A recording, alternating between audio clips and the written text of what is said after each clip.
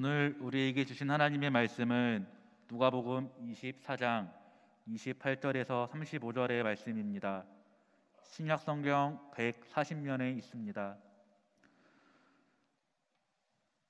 그들이 가는 마을에 가까이 가매 예수는 더 가려 하는 것 같이 하시니 그들이 강권하여 이르되 우리와 함께 유하사이다. 때가 저물어 가고 날이 이미 기울었나이다 하니 이에 그들과 함께 유하로 들어가시니라. 그들과 함께 음식 잡수실 때에 떡을 가지사 축사하시고 떼어 그들에게 주시니 그들의 눈이 밝아져 그인 줄 알아보더니 예수는 그들에게 보이지 아니하시는지라. 그들이 서로 말하되 길에서 우리에게 말씀하시고 우리에게 성경을 풀어 주실 때에 우리 속에서 마음이 뜨겁지 아니하더냐 하고 곧 그때로 일어나 예루살렘에 돌아가 보니 11 제자 및 그들과 함께 한 자들이 모여 있어 말하기를 주께서 과연 살아나시고 시몬에게 보이셨다 하는지라. 두 사람도 길에서 된 일과 예수께서 떡을 떼심으로 자기들에게 알려지신 것을 말하더라.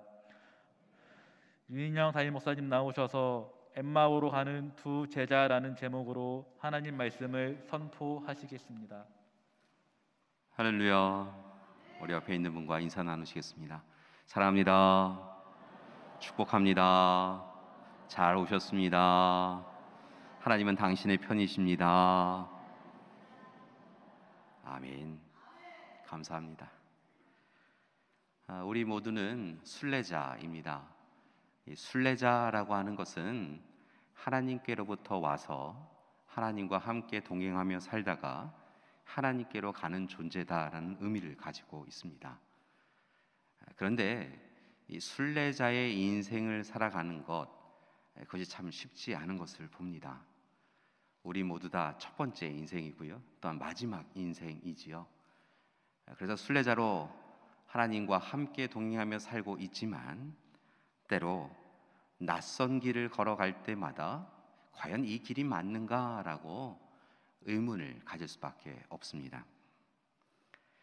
때로 길을 걷다 보면 예상치 못하는 일들을 만나게 되는데요, 사건을 예상하지 못하였던 일들을 경험하게 되면 우리는 그때마다 기쁨, 즐거움, 때로는 두려움, 절망, 낙심 가운데 사로잡히게 됩니다.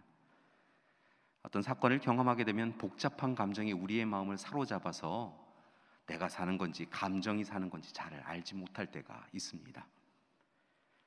때로 척박한 광야와 같은 인생을 살아갈 땐 갈급함과 곤고함으로 인하여 우리가 무너져 내리는 것을 경험할 때도 있습니다. 잘 산다고, 괜찮다고 생각하였는데 어느 날 삶 가운데 작은 돌풀이에 넘어져서 우리의 인생이 아무것도 아니었구나 라고 생각되어지는 그때가 있다는 것입니다. 그때 우리는 보통 멈춰서서 우리가 걸어온 인생의 길을 뒤돌아보곤 합니다. 잘 살아왔는가? 잘 살고 있었던 것인가? 들여다볼 수밖에 없다는 것이죠. 그리고 이번에는 고개를 돌려서 인생의 앞길을 바라보며 또한 살펴봅니다. 잘 살아갈 수 있을까? 이렇게 살면 되는 것인가? 인생에 어려움이 찾아오면 어떻게 해야 될 것인가?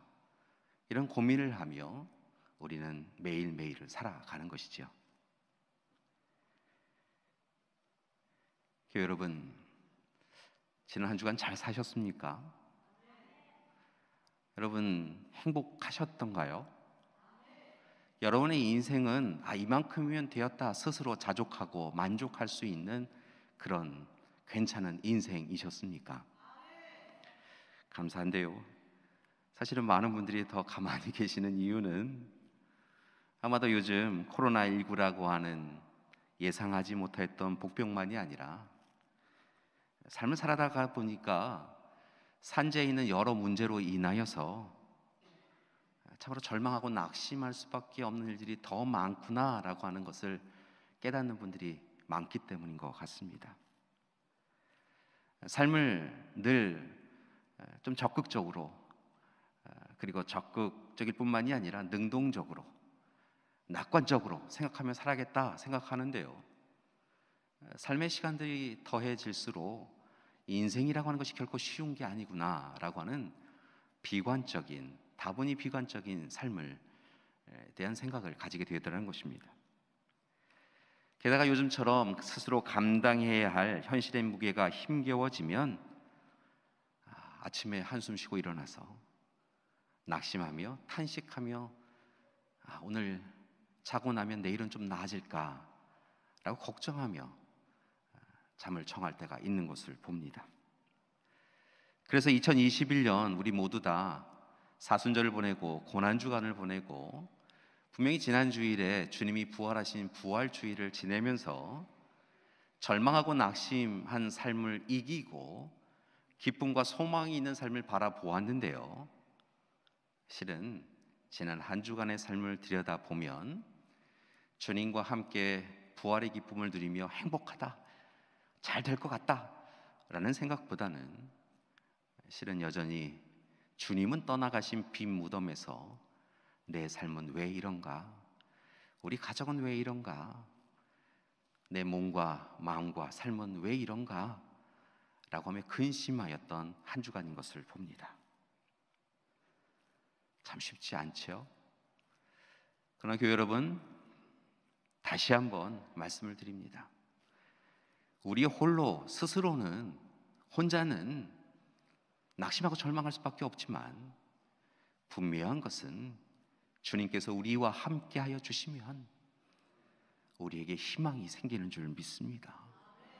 우리가 부활의 목격자요, 소유자요, 증거자로 살아갈 때 분명한 것은 주님께서 주시는 위로와 안식과 평안이 우리 가운데 있게 되어질 줄 믿습니다.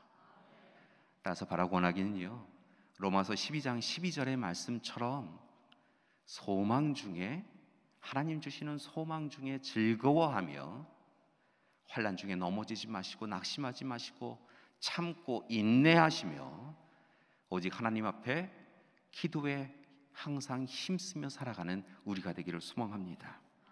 그때 분명한 것은 부활하신 주님, 그리하여 오늘 이 시간에도 지금 여기에서도 우리와 함께 하시는 주님께서 우리의 손을 꽉 붙잡아 주시고 고단하고 힘겨운 삶을 살아가는 우리를 부둥켜 안아 위로하여 주시고 잘 이겨내고 있다고, 힘내라고, 용기 내라고 말씀하여 주시며 이끌어 주실 줄 믿습니다.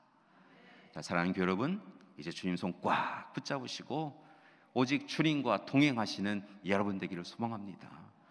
주님과 동행할 때 여러분, 주님이 주시는 능력과 힘과 소망을 우리가 누릴 수 있게 되어질 줄 믿습니다. 오늘 말씀 우리가 누가복음 24장의 말씀을 읽었는데요, 누가복음 24장 1절 이하의 말씀을 보면 바로 부활하신 예수님에 대한 이야기가 담겨져 있는 것을 봅니다. 그러니까 오늘 말씀도 실은 예수님께서 부활하셨고 그 부활하신 당일에 일어난 일을 기록하고 있는 것이죠. 앞선 13절 이하의 말씀을 보니까 오늘 말씀의 주인공이 나타납니다. 예수님의 제자 중 두 사람에 대한 이야기였는데요, 이 두 사람 중에 한 사람의 이름은 분명하게 또한 나옵니다. 그 사람의 이름은 글로바라는 사람이었습니다. 오늘 글로바라고 하는 제자 한 사람과 또 다른 한 사람은 이름이 안 나오는데요, 두 사람이 엠마오로 가고 있었다라고 하며 말씀이 시작됩니다. 학자들은 왜 글로바라고 하는 사람의 이름만 거론되고 다른 사람의 이름은 거론되지 않았는가라고 하는 것에 대하여서 아마도 이 또 다른 익명의 제자 한 사람은 글로바의 아내였던 마리아였을 것이다. 그래서 당시에 보통 여인의 이름을 잘 거론하지 않는 것에 기준하여서 이름을 이야기하지 않았을 것이다 라고 이야기하기도 합니다. 또 다른 학자들은 아내 마리아가 아니라 글로바의 아들이었을 수 있고 또 다른 글로바의 친구였을 것이다 라고 이야기를 하기도 합니다. 아무튼 글로바를 비롯해서 또 다른 한 사람까지 이 두 사람은 늘 예수님과 동행하였고 예수님 가까이 있었고 그리고 예수님과 함께 예루살렘에 입성하였다가 예수님의 죽음을 목격한 사람이들입니다. 그런데 그들이 오늘 이 시간에 엠마오로 이 예루살렘에서 약 12km 정도 떨어져 있는 엠마오로 향해 가고 있는 것이죠. 왜 그들은 엠마오로 가고 있었을까라고 하는 의문이 드는데요. 이 일에 대하여서 이 엠마오가 가지고 있는 지역의 특성에 대하여 이야기하고 있는 이들이 있습니다. 이 엠마오라고 하는 것은요, 당시에 엠마오로 가기 위하여서는 세 가지 길 중에 하나를 선택하여 가게 되어졌는데요. 당시에는 엠마오라고 하면 거길 거야라고 하였지만 지금은 엠마오라고 하는 것이 명확하지 않아서 약 네 군데 정도를 엠마오였을 것이다라고 유추합니다. 당시에 이 엠마오로 가기 위해서는 길이 세 가지 길이 있었는데요. 그 세 가지 길 중에 한 길을 선택하여서 그들은 엠마오를 향하여 나아가고 있는 것이죠. 대체적으로 거리에 대한 부분도 가장 많은 이들이 이야기하는 것은 12km에서 13km 정도 되어지는데요. 약 30km 정도 떨어진 곳이었을 것이다라고 생각하는 학자들도 있긴 합니다. 다만 한 가지 그들이 유추하여서 공통되게 생각하는 것은 아마 온천이 있는 곳이었을 것이다라고 생각을 하고요. 이 두 명의 제자들은 익숙한 대로 그들의 삶 가운데 아마 이 엠마오에서 온천을 자주 다녔던 것으로 여겨지는데요. 익숙한 대로 힘들고 어려운 시간을 보내었으니 이제 조금 휴식을 취하자라고 하며 엠마오로 갔을 것이다라고 생각합니다. 또 다른 이유 하나는 그들의 고향이 아마 엠마오였을 것이다라고 이야기하기도 하죠. 아무튼 여러 가지 학자들이 이야기를 하는데요. 그 가운데서 그들은 엠마오를 향하여 가고 있는 것입니다. 그들의 엠마오로 가고 있다. 이 사실은 우리에게 또 다른 사실 하나를 명백한 사실을 하나 알려주고 있는데요. 그것이 이제 현재는 그들이 예루살렘에 거하지 않고 있다는 것입니다. 엠마오로 가고 있다는 것은 예수님이 입성하시고 고난당하시고 죽으시고 부활하신 예루살렘 그곳에는 계시지 않는다는 의미인 것이죠. 이것은 조금 특별합니다. 왜냐하면 그들이 함께 동행하였던 예수님의 11제자는 여전히 예루살렘에 거하고 있었기 때문인 것이죠. 제자들은 그냥 그곳에 있는데 오늘 엠마오로 가는 두 제자는 예루살렘을 떠나는 것입니다. 왜 엠마오로 갔을까? 조금 또 고민이 되는데요. 예수님의 부활을 목격한 제자들에게 남자 제자들에게 또 다른 사람들에게 찾아와서 부활 소식을 전하면서 이야기한 것이 있었습니다. 천사들을 만났는데 천사들이 너희는 왜 산자를 죽은 자들 가운데서 찾느냐라고 이야기하며 이미 예수님은 이야기하신 대로 갈릴리에 가셔서 제자들을 기다리신다. 그러니 제자들 보고 갈릴리로 가라라고 이야기하셨다라고 하는 그 소식을 여인들이 와서 분명 제자들에게 전한 이유였다는 것입니다. 그러니까 엠마오로 가는 두 제자는 이 소식을 안 들은 사람들이 아니라 못 들은 사람들이 아니라 이미 들은 사람들인데 갈릴리로 가지 아니하고 엠마오로 가고 있었다는 것입니다. 이게 조금 이상한 일이지요. 아무튼 그들은 엠마오로 가고 있었습니다. 그들의 입장에서 생각해 보면 그들이 예루살렘을 떠나서 엠마오로 가는 이유는 크게 보면 두 가지 중에 하나인 것 같습니다. 하나는 예수님께서 무기력하게 십자가에서 죽임을 당하시는 것을 보면서 절망하고 낙심하여서 제자들이 어디에 있는지 관심이 없었다는 것이지요. 그들의 슬픔이 너무 커서 절망하여서 그냥 그들이 원하는 평안한 곳, 안식처라고 생각되어지는 곳으로 향해 갈 수 있었다는 것입니다. 또 다르게 그들 입장에서 생각해 보면 로마나 헤롯 왕조들이 예수님을 십자가에서 못 박혀 죽이신 것처럼 자신들도 예수님과 함께 동행하였다라고 하는 사실을 드러나면 그것이 많은 사람들에게 알게 되어지면 자신들도 죽임을 당할 수 있다라고 하는 두려움이 아마 그들에게도 있었을 거라 생각이 듭니다.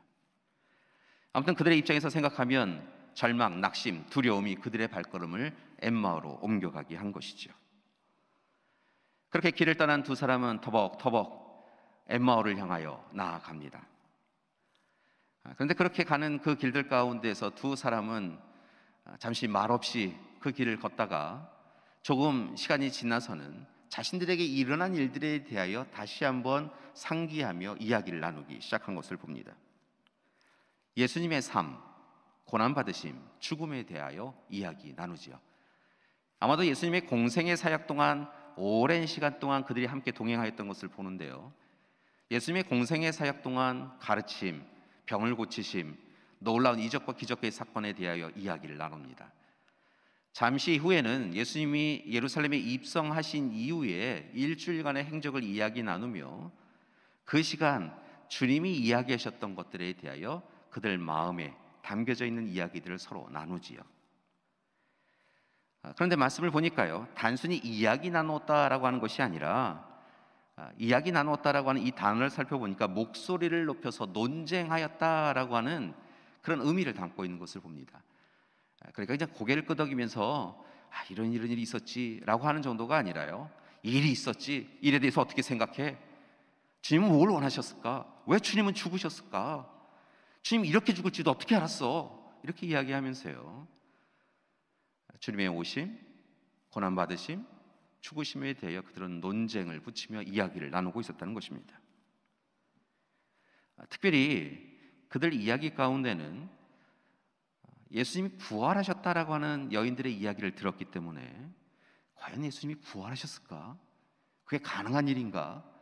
라고 하는 이야기도 함께 나누었을 것이라 추측할 수 있습니다.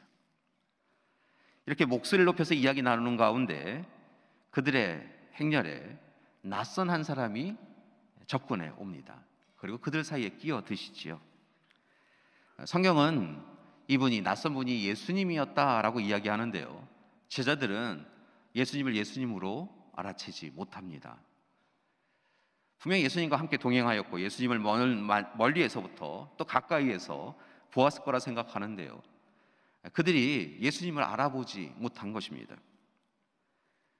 이 일에 대하여 성경은 그들의 눈이 가리워져서, 그들의 영이 어두워져서 예수님을 못 알아보았다라고 이야기합니다.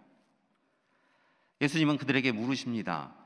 제가 오다 보니까 두 분이 목소리를 높이셔서 논쟁을 벌이시던데 도대체 왜 그렇게, 무슨 이야기를 그렇게 하고 계십니까? 라고 묻습니다.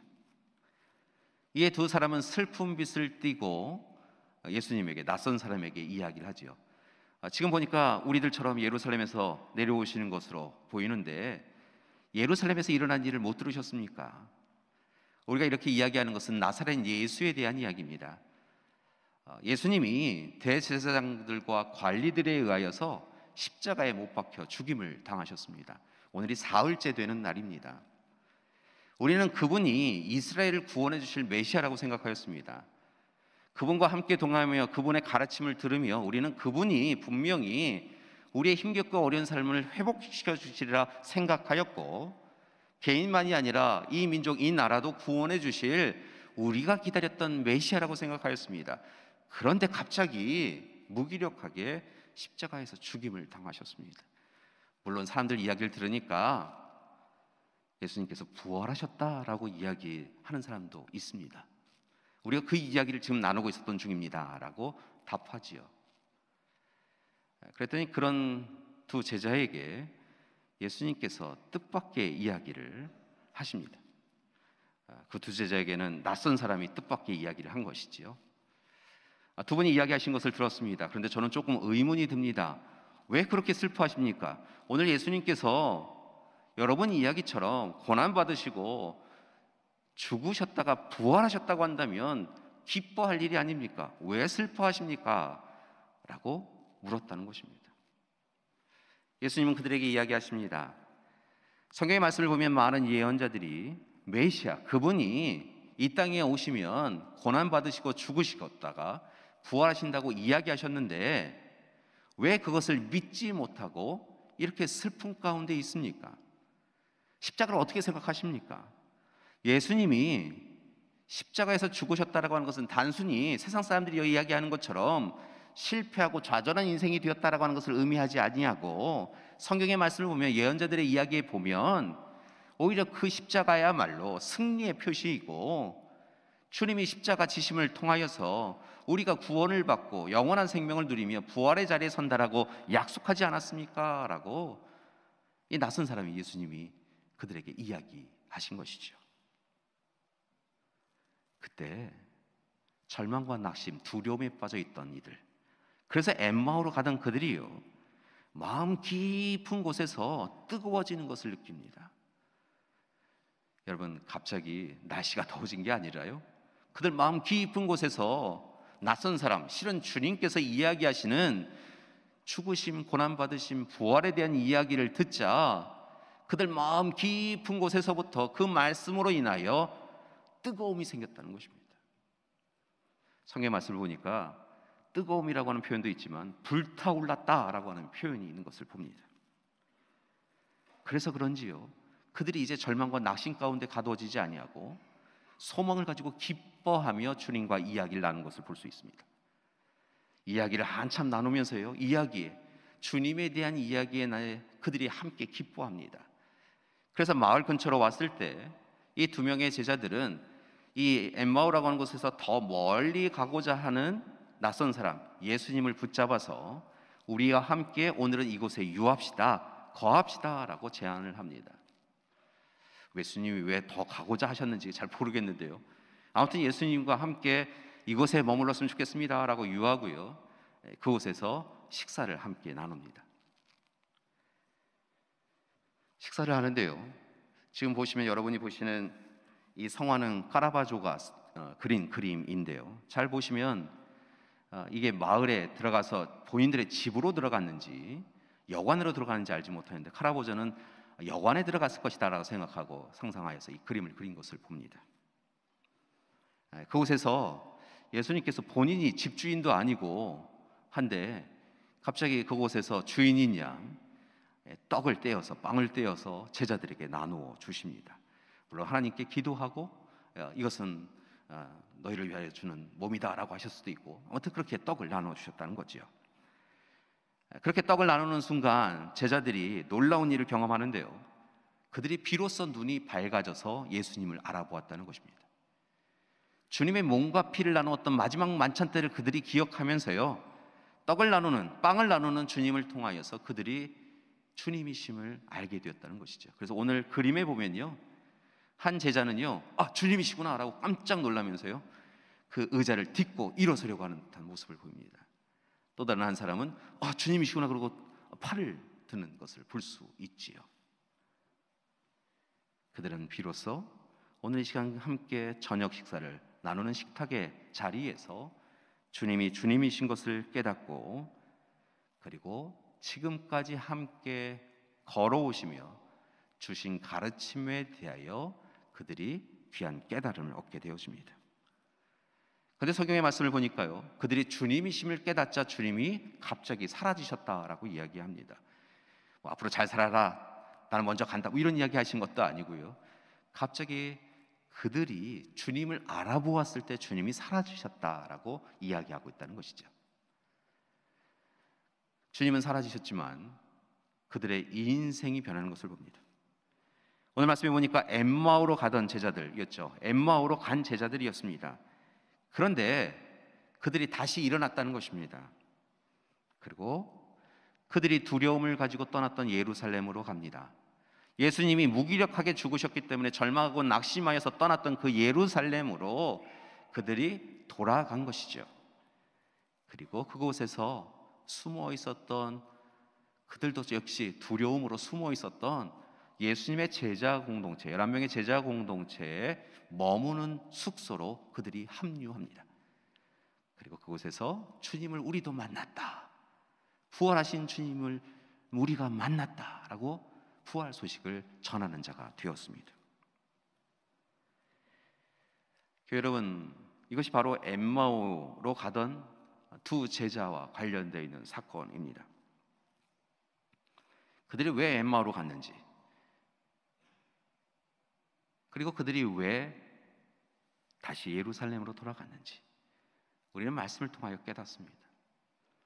그들이 주님 없이 살아갈 때 절망과 낙심으로 인하여서 엠마오로 갈 수밖에 없었는데요, 주님이 그들과 함께하고 계심을 알고 주님이 그들에게 식사의 자리를 통하여서 빵을 내어 주시면서 그들과 함께 하시는 주님이신 것을 다시 명백하게 확증시켜 주었을 때 그들은 주저함 없이 예루살렘으로 돌아갔던 것을 봅니다. 그렇다고 한다면 여러분, 오늘 이 시간 우리의 삶은 어떻습니까? 사랑하는 교회 여러분, 우리는 하나님의 은혜 가운데 부르심을 받고 선택을 받아서 하나님 앞에 서 있는데요, 오늘 이 시간 우리가 걷고 있는 순례자의 인생길에서 우리는 어디에 서 있느냐라는 것입니다. 우리 모두 다 순례자, 방랑자가 아니라 순례자라고 이야기하는데요, 하나님께로부터 와서 하나님께로 돌아가는 인생길 가운데서 현재 지금 여기에서 하나님의 인도하신 가운데, 성령의 도우신 가운데 살고 있다라고 고백하며 살고 있는데요, 정말 우리는 지금 주님 곁에 있느냐라는 것입니다. 혹 이 시간 그리스도인이라고 이야기하지만, 주님의 자녀, 주님의 백성이라고 이야기하지만, 혹 이 시간 우리가 주님의 손을 꽉 붙잡고 있는지 아닌지, 우리 곁에 주님이 계신지 아닌지 의문이 드는 분이 계시다고 한다면, 바라고 하기는 엠마오로 가던 두 제자들과 같은 변화가, 진정한 변화가 우리 가운데 있기를 소망합니다. 그리스도인은 예수 그리스도와 함께하는 사람들입니다. 그리스도인은 예수 그리스도와 동행하는 사람들인 줄 믿습니다. 여러분, 예수 그리스도와 함께 동행하게 되어지면요, 엠마오로 가던 두 제자가 삶의 전환을 경험하듯 우리도 삶의 전환을 경험할 수 있습니다. 다메섹 도상으로 가던 바울만 거꾸러져서 새로운 삶을 살아가는 것이 아니라, 우리도 주님을 만나면 우리의 삶이 바뀌어질 수 있다는 것입니다. 삶의 목적과 방향이 달라지는 것입니다. 여러분, 신앙생활 하시면서 우리가 기뻐해야 될 이야기가 있는데요, 그것이 바로 무엇이냐면 달라졌다는 것입니다. 옛날 사람 같지 않은데? 교회 다니더니 사람이 달라졌어. 예수님이 이야기하더니 사람이 달라졌어. 라는 이야기를 우리가 들어야 한다는 것입니다. 교회를 다니는지 안 다니는지, 그리스도인지 아닌지 똑같아. 옛날에도 욕심 많더니 지금도 욕심 많아. 옛날에도 혼자만 생각하더니 지금도 자기만 생각해. 그렇게 평가받아서는 안 된다는 것입니다. 가족과 이웃에게, 친구에게 교회 다니더니 진짜 예수님 같이 살아 라고는 인정을 받을 수 있는 우리가 되어야 한다는 것입니다. 여러분, 구체적으로는 이렇게 좀 바뀌셨으면 좋겠습니다. 자신의 부귀영화를 위하여 살아왔던 인생이셨다고 한다면, 내 호주머니에 좀 두둑하게 물질이 좀 많이 있고 높은 자리에 서고 남들 이야기하는 것처럼 명예스러운 자리에 좀 섰으면 좋겠다라고 하는 인생만을 꿈꾸며 살아오셨다고 한다면, 여러분, 우리의 인생의 목적이 무엇인지를 다시 한번 생각하셔야 한다는 것입니다. 우리의 인생의 목적이 무엇입니까? 우리가 세례를 받을 때 다 고백하고 이야기 나누었지만, 인간의 인생의 목적은 다른 것이 아니라 하나님께 영광을 돌리는 것이 우선이다라고 이야기하고 있다는 것입니다. 하나님께 영광을 돌리는 삶 앞서서 다른 일이 있다고 한다면, 여러분, 우리의 인생을 바꿔야 한다는 것입니다. 여러분, 옛사람, 익숙한 옛사람으로 살아간 것으로 만족하지 마시고 새 사람으로 살아가야 합니다. 변해야 합니다.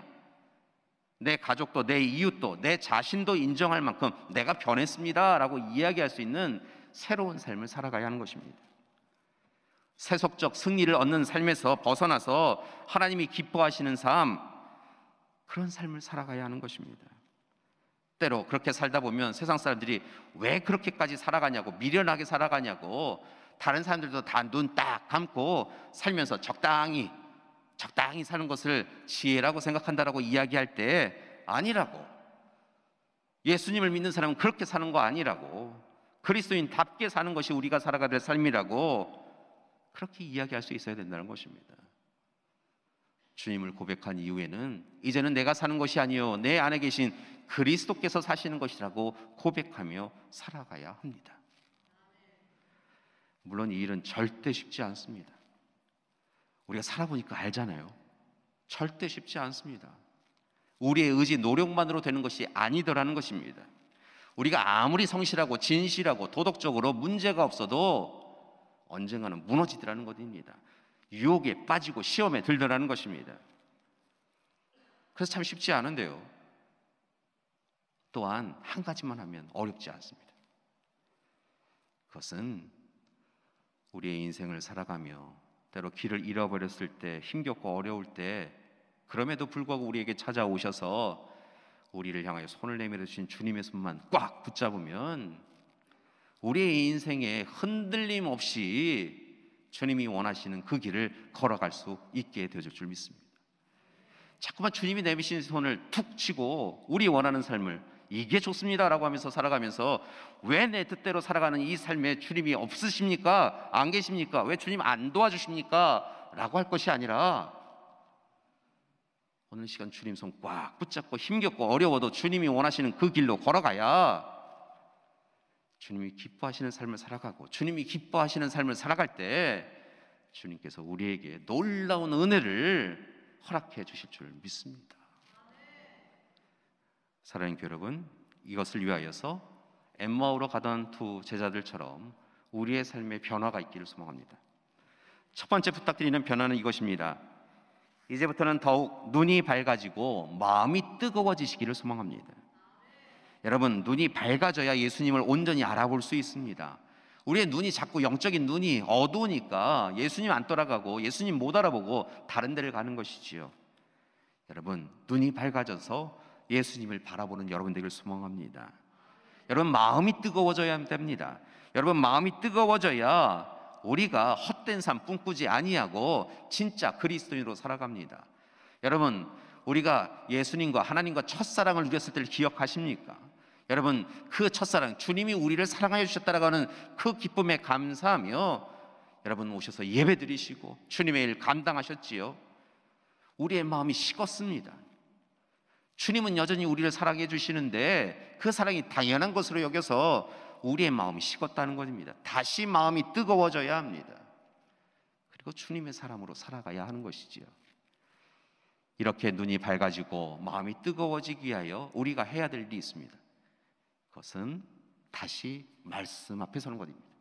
오늘 말씀을 보니까 엠마오로 가던 두 제자가 눈이 밝아지고 마음이 뜨거워지는 데에는 말씀이신 예수님께서 말씀을 전하실 때, 말씀이신 예수님께서 오늘 떡을 나누시며 사랑을 전하여 주실 때 그들이 비로소 눈이 밝아지고 마음이 뜨거워졌던 것을 봅니다. 여러분, 우리도 똑같습니다. 우리가 허락되어진 말씀으로 오늘 이 시간 우리가 살아갈 때 우리의 삶이 달라질 수 있습니다. 말씀을 읽고 듣고 묵상해야 한다는 것입니다. 여러분, 우리가 말씀을 읽는 것이 아니라 말씀이 우리를 읽게 해야 합니다. 여러분, 말씀을 순종하며 살아가셔야 합니다. 양이 목자의 음성에 귀를 기울일 때 양의 인생이 바른 길 옳은 길 걸으며 푸른 초장 쉴 만한 물가로 인도되어지듯 우리도 하나님의 말씀을 귀로 마음으로 영으로 들을 수 있어야 합니다. 여러분, 우리 자신의 욕망과 탐욕으로 인하여 하나님의 말씀을 왜곡하거나 가감하지 마시고 오직 성령의 도우심으로 하나님의 말씀을 듣고 읽고 깨닫는 우리가 되기를 소망합니다. 여러분, 성경은 성령의 감동으로 쓰여진 것입니다. 그러니까 제발 우리의 욕심으로 성경을 읽지 마시고 왜곡하지 마시고 성령의 감동으로 읽으시는 우리가 되기를 소망합니다. 여러분, 사람의 지식이 아니라 하나님의 지혜로 말씀을 들어야 합니다. 그때 분명한 것은 우리의 마음이 뜨거워지고 눈이 밝아져서 주님과 함께 이 길을 걸으며 결코 헛된 길 걷지 아니하고 새 사람으로 거듭나 살아갈 수 있게 되어줄 줄 믿습니다. 두 번째로 부탁드리는 것은 이제 엠마오에서 예루살렘으로 그리고 갈릴리로 다시 나아가야 한다는 것입니다. 여러분, 예수님께서는 자신의 죄가 아니라 우리의 죄를 대속하기 위하여 이 땅에 오셨고 십자가에서 죽임을 당하셨습니다. 그리고 우리를 위하여서 우리에게 영원한 생명이 있음을 확증시켜 주시기 위하여 부활의 첫 열매가 되어주셨습니다. 예수님은 그렇게 사셨습니다. 이제 그 사랑 받았다고 한다면, 그 은혜 누렸다고 한다면 사랑받은 자로, 은혜 받은 자로 살아가야 한다는 것입니다. 여러분, 엠마오로 가지 마십시오. 예수님의 공생의 사역을 보면요, 이 예수님께서 이 예루살렘 근처로 오셨을 때 주로 동쪽편으로 자주 다니셨던 것을 봅니다. 벳박에 베다니, 여리고, 이쪽으로 주로 다니셨죠. 이 엠마오는 그 반대편입니다. 서쪽입니다. 그쪽으로 잘 가지 않으셨다는 것이지요. 물론 예수님이 목적이 있으시면 오고 가실 수 있으셨겠지만 단지 이것을 그냥 보기만 하더라도 제자들이 그 엠마오를 향하여 갈 이유가 없었다는 것입니다. 그런데 그들이 절망하여 낙심하여 두려움에 빠져서 엠마오로 도망한 거죠. 여러분, 우리의 인생이 절망과 낙심과 두려움 때문에 무너질 때 제일 먼저 하는 것이 무엇이냐면 예수님 곁으로부터 떠나간다는 것입니다. 그것이야말로 어리석다는 것이죠. 오히려 오늘 이 시간에 엠마오의 두 제자가 주님을 만난 이후에 돌이켜서 예루살렘으로 향해 갔던 것처럼, 비록 여전히 두렵지만 예루살렘으로 나아갔던 것처럼 우리도 예루살렘으로 나아가기를 소망합니다. 근심되는 것, 걱정되는 것, 어찌해야 되나 탄식이 있는 우리의 삶이 있는 예루살렘으로 나아가 서셔야 한다는 것입니다. 감사한 것은 주님께서 그들을 위하여 성령을 예배해 두셨다는 것입니다.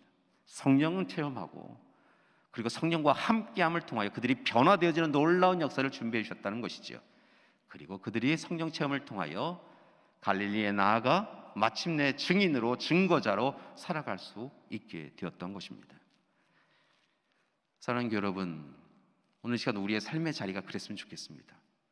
절망하고 낙심이 있다고 해서 세상 사람들과 버타여서 엠마오로 가지 마시고요, 오늘 이곳에서 주님 앞에 아뢰고 청하고 기도하여서 주님의 은혜를 누리시고 성령 체험하셔서 마침내 주님이 우리에게 부탁한다, 이제 네 차례야 라고 이야기하시며 부탁하셨던 증인의 사명을 갈릴리로 나아가서 전하며 살아가는 우리가 되어야 될 줄 믿습니다. 사랑하는 교회 여러분, 부활절 둘째 주일입니다. 지난 한 주간 우리의 삶을 들여다보면 부활의 증인으로서 기쁨과 소망, 감사 이렇게 살아갔다기보다는 여전히 계속되어지는 어려움으로 인하여서 낙심하였던 것이 솔직한 우리의 삶입니다. 가정의 문제로, 직장의 문제로, 사업체의 문제로, 관계의 문제로 여러 가지 어려움을 당하면서 제대로 살고 있나? 앞으로는 어떻게 될까? 제대로 살 수 있을까? 근심하며 살아갔던 것이 우리의 인생입니다. 부활하신 주님께서 우리를 향하여 손을 내미시고 함께 하신다고 약속하여 주셨는데 우리는 주님을 바라보지 아니하고 세상을 바라보며 엠마오로 가고 있었다는 것입니다. 사랑하는 교회 여러분, 우리 곁에 이미 찾아오신 주님의 손을 꽉 붙잡고 주님과 동행하는 우리가 되기를 소망합니다. 다가오는 한 주간은 우리와 함께 하시는 주님의 손을 꽉 붙잡고 주님과 동행하며 주님이 주시는 말씀을 통하여서 눈이 밝아지고 마음이 뜨거워지고, 그리하여서 주님이 우리와 함께 하시고자 원하는 예루살렘에서 성령 체험하신 이후에 우리를 통하여 놀라운 은혜의 자리를 만들어 주신다고 하신 갈릴리로 나아가서 주님의 소식을 전하며 살아가는 우리가 되기를 소망합니다. 여러분, 지난주 애쓰고 수고하셨습니다. 참 많이 힘드셨지요? 몸과 마음과 삶에 어려운 일들이 있었습니다. 우리는 꽤 진실되게 열심히 산다고 했는데 작은 돌부리에 갑자기 넘어지면서 내 인생은 왜 이럴까? 우리 가정은 왜 이럴까라고 생각하신 분도 있으시라 생각을 합니다. 지치고 고나여졌습니다. 그래 오늘 이 시간 주일 주님 앞에 나와 예배드림도 결단하고 참으로 소중하게 그 마음 붙잡아서 오신 줄 믿습니다. 그리고 오늘 이 시간 영상을 통하여 예배드리고 계신 줄 믿습니다.